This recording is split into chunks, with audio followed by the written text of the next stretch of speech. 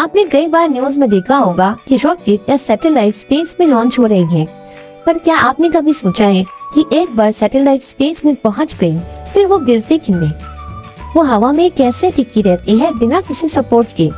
इस वीडियो में हम समझेंगे कि ऑर्बिट क्या होता है, ग्रेविटी का क्या रोल है और सैटेलाइट स्टेबल कैसे रहती है। सिंपल फिजिक्स की हेल्प से हम इस मिस्ट्री को सॉल्व करेंगे। चलिए शुरू करते हैं।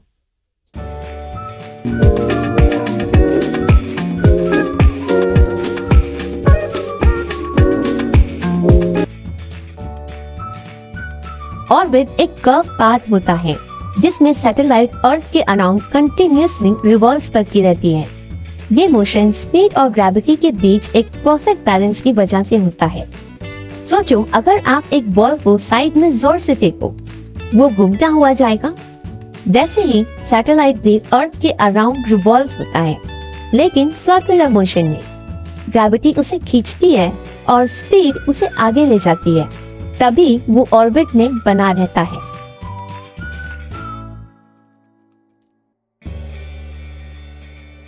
ग्रेविटी एक इनविजिबल फोर्स है जो हर ऑब्जेक्ट को नीचे खींचती है, अर्थ की तरफ। एप्पल गिरता है ग्राउंड पे, वही फोर्स सैटेलाइट पे भी लगता है।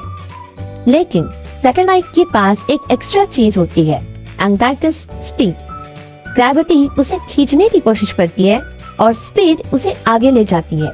इन दोनों के बैलेंस से सैटेलाइट कंटिन्यूअसली अर्थ के अराउंड रिवॉल्व करती है बिना गिरे। अगर सैटेलाइट की स्पीड कम होगी तो वो अर्थ पे गिर जाएगा, और अगर स्पीड ज्यादा होगी तो वो अर्थ का पुल तोड़ के यानी ग्रेविटी को तोड़ के स्पेस में चला जाएगा। इसलिए सैटेलाइट को एक परफेक्ट स्पीड में ही होना चाहिए, जिसे कहते हैं ऑर्बिटल वेलोसिटी। लो अर्थ ऑर्बिट में ये स्पीड लगभग 28,000 किलोमीटर पर आवर की होती है। ये स्पीड और ग्रेविटी दोनों मिलके सैटेलाइट को स्टेबल बनाते हैं, and this is the reason why it revolve around the earth without falling. सभी सैटेलाइट्स एक जैसी नहीं होती, उनके ऑर्बिट्स भी अलग अलग होते हैं। नियो यानी लो अर्थ ऑर्बिट 200 से 2000 किलोमीटर के बीच की होती है, और ये सैटेलाइट्स फास्ट घूमते हैं। ये मेनली इमेजिंग और रिसर्च के लिए यूज होता है। नियो यानी MEO में GPS जैसे नेविगेशन सैटेलाइट्स होते हैं, एंड जियो यानी जियो स्टेशनरी ऑर्बिट इतना हाई होता है कि सैटेलाइट हमेशा एक ही जगह दिखाई देती है। That means stationary. उसका स्पीड इतना फास्ट होता है कि आपको हमेशा ऐसा लगता है कि satellite is not moving, it's at one place.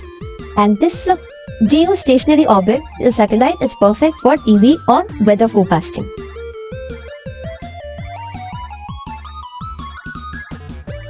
Kepler ने बताया था कि सैटेलाइट सर्कुलर ऑर्बिट में नहीं बल्कि इलिप्टिकल पाथ में मूव करते हैं।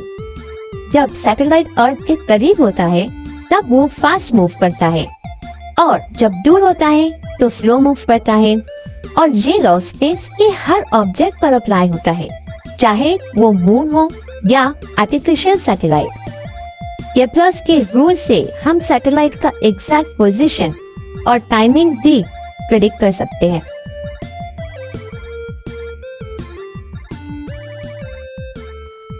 लो ऑर्बिट में हल्का सा एटमॉस्फेयर अभी भी होता है, जिसे कहते हैं एटमॉस्फेरिक ड्रैग। ये ड्रैग सैटेलाइट की स्पीड को धीरे धीरे कम कर देता है। मून और सन का ग्रेविटी भी सैटेलाइट के ऑर्बिट को थोड़ा सा इन्फ्लुएंस तो करता है। और अर्थ का shape, everybody knows it's not a perfect sphere, it is a bit flat, यानी थोड़ा सा फ्लैट है। ये छोटी छोटी चीजें सैटेलाइट की ऑर्बिट को लॉन्ग टर्म में अफेक्ट कर सकती है।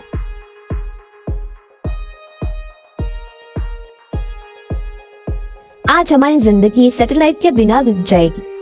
कम्युनिकेशन जैसे टीवी, इंटरनेट और मोबाइल कॉल्स सैटेलाइट से ही पॉसिबल है।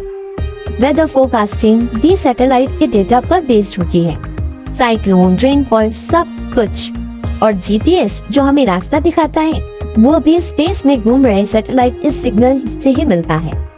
सैटेलाइट ग्राउंड पे ना रहकर भी हमारी दुनिया को कनेक्ट रखते हैं।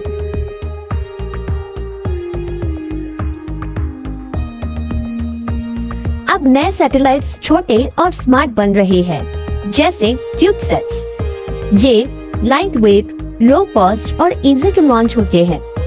स्पेस एक्स जैसी कंपनीज रीयूजेबल रॉकेट बना रही है, जिससे स्पेस ट्रैवल अफोर्डेबल हो रहा है। फ्यूचर में स्पेस बेस्ड सोलर पावर भी एक रियलिटी बन सकता है। सैटेलाइट टेक्नोलॉजी कॉन्स्टेंटली इवॉल्व हो रही है। तो आप अब जानते हैं कि सैटेलाइट हवा में बस फ्लोट नहीं करता, वो एक्चुअली कंटिन्यूअसली अर्थ के अराउंड फॉल कर रहा होता है, लेकिन उसकी स्पीड और ग्रेविटी का बैलेंस इतना परफेक्ट होता है कि वो कभी टकराता नहीं। इसी बैलेंस को हम कहते हैं ऑर्बिट। सिंपल फिजिक्स, लेकिन दुनिया को बदल देने वाली डिस्कवरी। Fantastic, right?